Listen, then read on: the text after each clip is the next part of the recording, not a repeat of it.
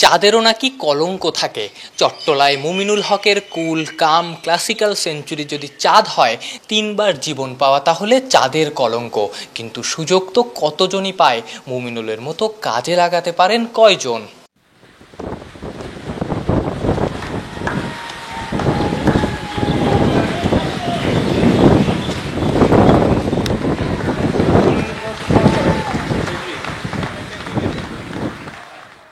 বছরের পর বছর একে অপরের পাশে থেকে হাতে হাত মিলিয়ে চলেও মানুষ নাকি তার সঙ্গীকে পুরোপুরি চিনতে পারে না। সেখানে চট্টগ্রামের জহুর আহমেদ চৌধুরী স্টেডিয়ামের 22 গজ মুমিনুলের আগাগোড়া চেনা। সাগরিকায় মিমির মাঠে নামা মানেই রানের বন্যা, দুর্দান্ত উইলোবাজিতে সৌরভ ছড়ানো।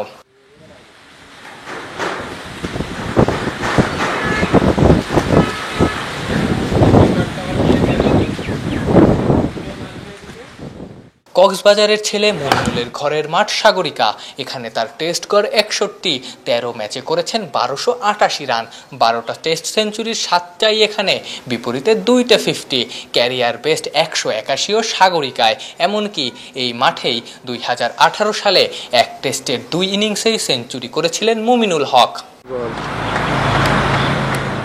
চট্টগ্রামে আরও একটা লঙ্গার ভার্সন ম্যাচ, মুমিনুলের আরও একটা সৌরভ ছড়ানো ইনিংস। মুমিনুল হক সৌরভের নামের সার্থকতা যেন এখানেই। বিসিবি লাল আর সবুজ দলের 2 দিনের অনুশীলন ম্যাচে অন্যরা যেখানে রান করতে সংগ্রাম করেছেন, সেখানে মুমিনুলের ব্যাটে সেঞ্চুরি। 158 বলে সেঞ্চুরি করেছেন, সেঞ্চুরি করতে 12টা চার আর একটা ছক্কা মেরেছেন। দর্শক হিসেবে এই ইনিংস আপনাকে যেমন আনন্দ দেবে, প্রীতমদের মতো তরুণরাও শিখতে পারবেন সাদা পোশাকের ক্রিকেটটা ঠিক কিভাবে খেলতে হয়, কিভাবে ইনিংস বিল্ড আপ করতে হয়, কিভাবে বড় ইনিংস খেলতে হয়। ওয়ালটন এসিতে ইনস্টলেশন একদম ফ্রি।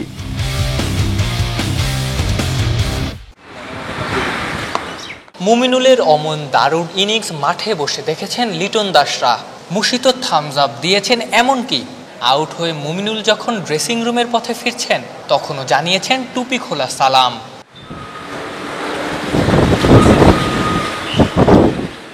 অনুশীলন ম্যাচের মূল লক্ষ্যই অনুশীলন।